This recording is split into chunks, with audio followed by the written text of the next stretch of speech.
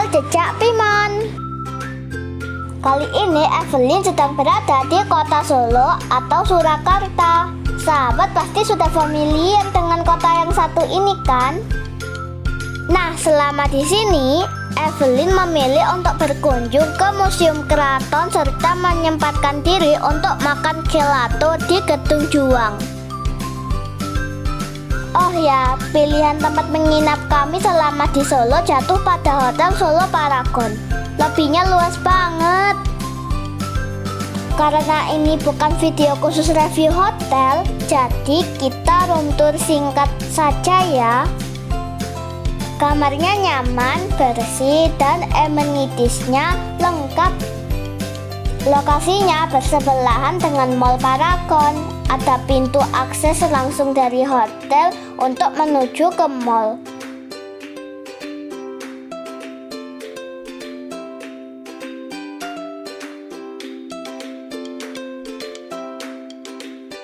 Selain lobby, ada ruang publik lain seperti tempat bersantai ini dan taman outdoor bagi yang ingin merokok.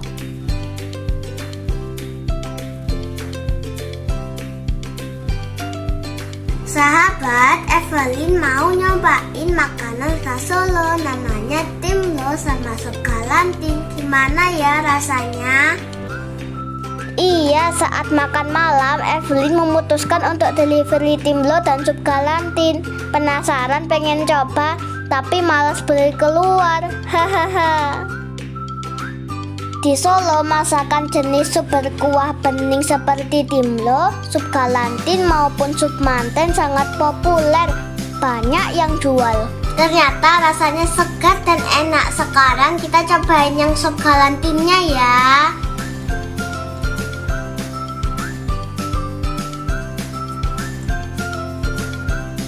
Rasa kedua masakan ini segar. Evelyn sampai bingung mau makan yang mana karena dua-duanya enak. Yang jelas kalau berkesempatan ke Solo, sahabat harus nyobain juga ya.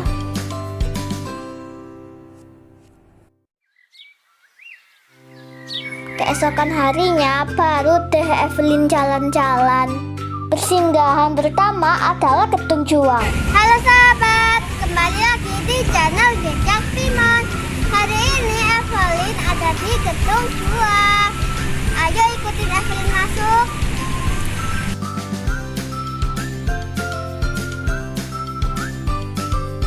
Gedung ini dibangun pada tahun 1880 dan difungsikan sebagai kantin bagi tentara Belanda yang bermarkas di Benteng Westenburg, tepat di seberang.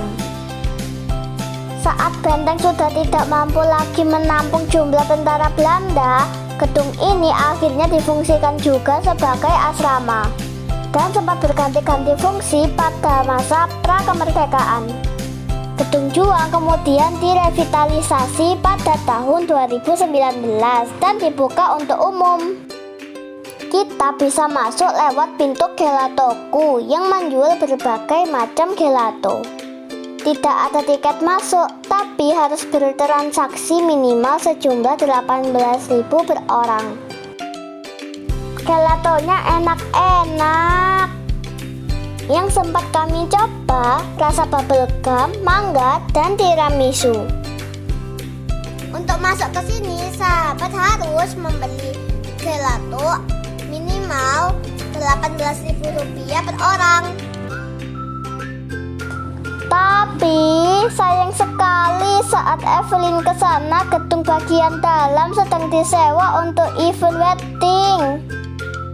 Jadi tidak bisa meliput lebih jauh, cuma bisa di bagian ruang dalam gelatoku saja.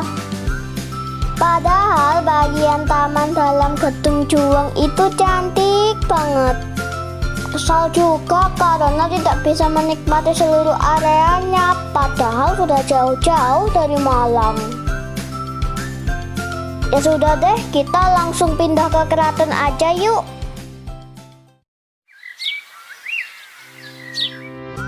Selamat datang di Komplek Keraton Solo. Ini adalah penampakan bagian depan keraton, tapi bukan di sini pintu masuk untuk wisatawan. Luas keseluruhan komplek keraton adalah 54 hektar, tapi yang dibuka untuk umum saat ini hanya seluas 1 hektar saja, yaitu bangunan museumnya.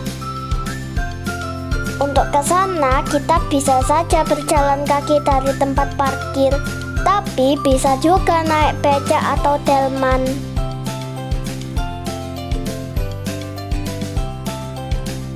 Sahabat bisa lihat di sini ada banyak penjual souvenir di pinggir jalan. Boleh kok kalau mau berhenti dulu untuk beli.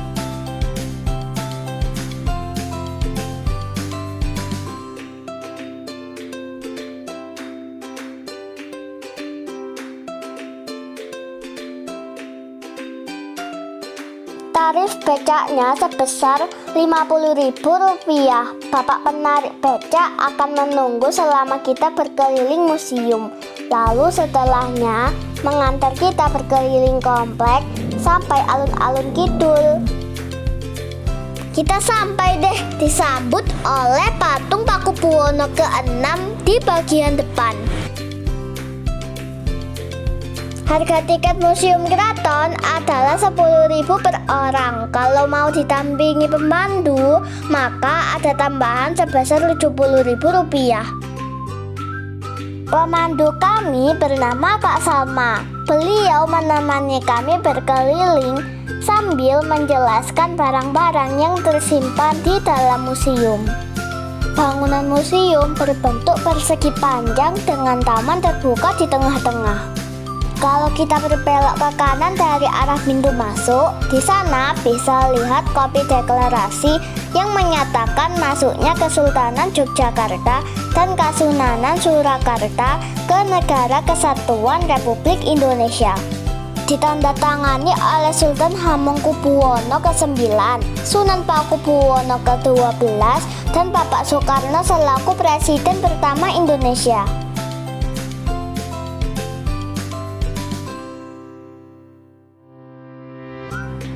Masuk ke ruangan pertama, kita akan melihat dandang raksasa yang digunakan untuk memasak nasi bagi para prajurit zaman dulu, sekaligus iyan, alat untuk mendinginkan nasi.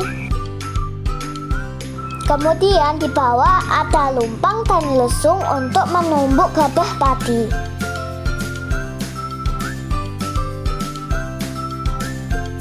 Yang ini miniatur rumah joglo, berasal dari singkatan kata Jogja Solo.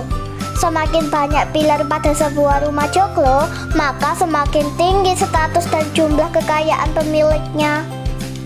Selanjutnya ada permainan dakon untuk putri raja dan gebuk kemiri untuk putra raja.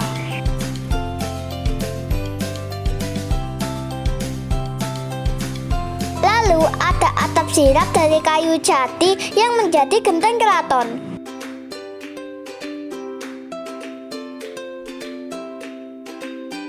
Yang ini geletek untuk menyimpan bumbu dapur, bernama geletek karena berbunyi geletek-geletek saat didorong. Di bawah ini adalah kemudi kapal yang digunakan oleh Pakubuwono ke-4 untuk melamar Putri Madura. Lalu ada kepala kapal untuk tolak bala bernama Kiai Rajamala. Sesajen bagi kepala kapal ini akan diganti setiap malam Selasa Kliwon dan malam Jumat.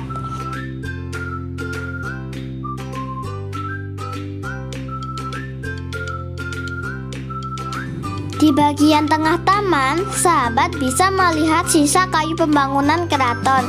Kayu ini diambil dari hutan milik keraton di Wonogiri yang bernama Hutan Donoloyo.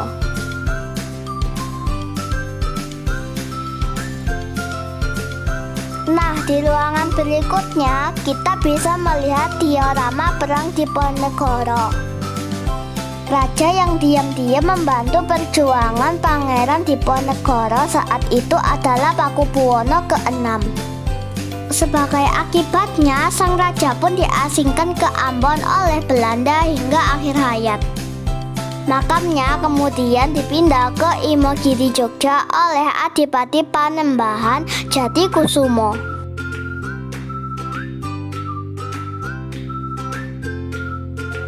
Kemudian ada barisan koleksi senjata.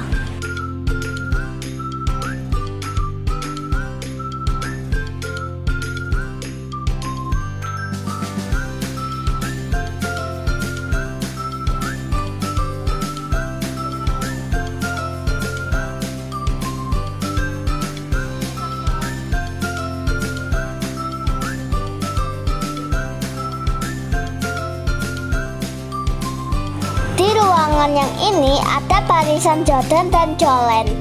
Jodan adalah tanduk untuk membawa seserahan pakaian saat pernikahan. Sementara colen adalah tanduk untuk membawa seserahan perhiasan. Berikutnya kita bisa melihat kereta kuda Moro Sepo. Kereta ini digunakan untuk menjemput tamu VIP raja zaman dulu. Ditarik oleh 4 ekor kuda. Sementara yang satu lagi adalah kereta Kiai Grudo. Kereta ini digunakan saat perpindahan keraton dari Kartasura ke Surakarta pada tahun 1745 saat masa kejayaan Pakubuwono II, ditarik oleh 8 ekor sapi. Yang sahabat saksikan di luar itu adalah Sumur Songo, yaitu sumur tempat Pakubuwono ke-9 bertapa selama 40 hari 40 malam demi mendapatkan anak laki-laki. Di ruangan berikutnya ada koleksi tanduk, baik tanduk untuk sesajen, mengantar makanan ke dalam keraton, dan tanduk putri raja.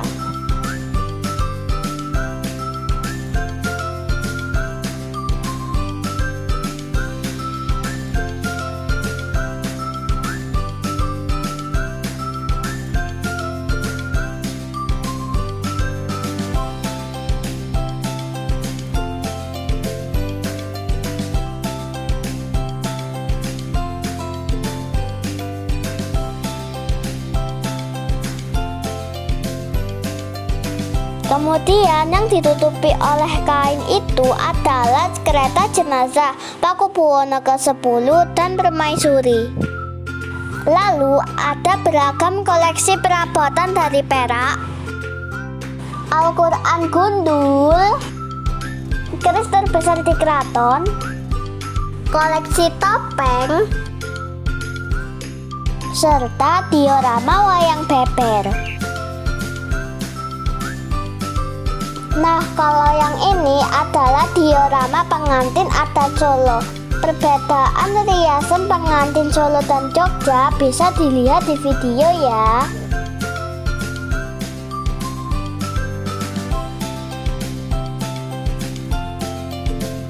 Terakhir adalah maket atau miniatur komplek keraton yang dipajang di bagian teras.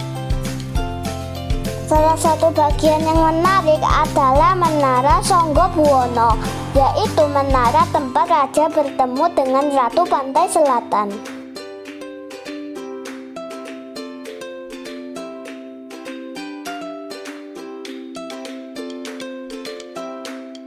Usai berkeliling dalam museum, kami melanjutkan berjalan-jalan di seputar komplek keraton, diantar oleh bapak becak yang tadi. Beliau menjelaskan beberapa tempat dengan nilai historis yang masih dilestarikan.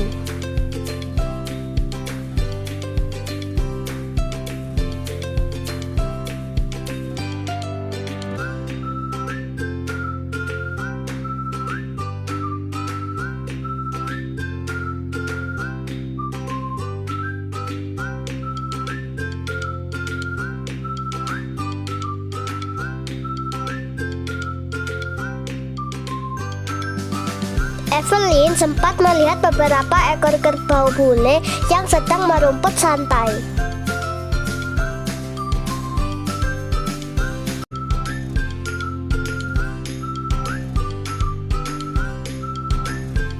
Bagaimana, senang kan berkeliling keraton bersama Evelyn? Daripada jauh-jauh ke sana, mending di sini nonton di Jejak Pimon. Jangan lupa like, subscribe, dan bagikan video ini. Terima kasih.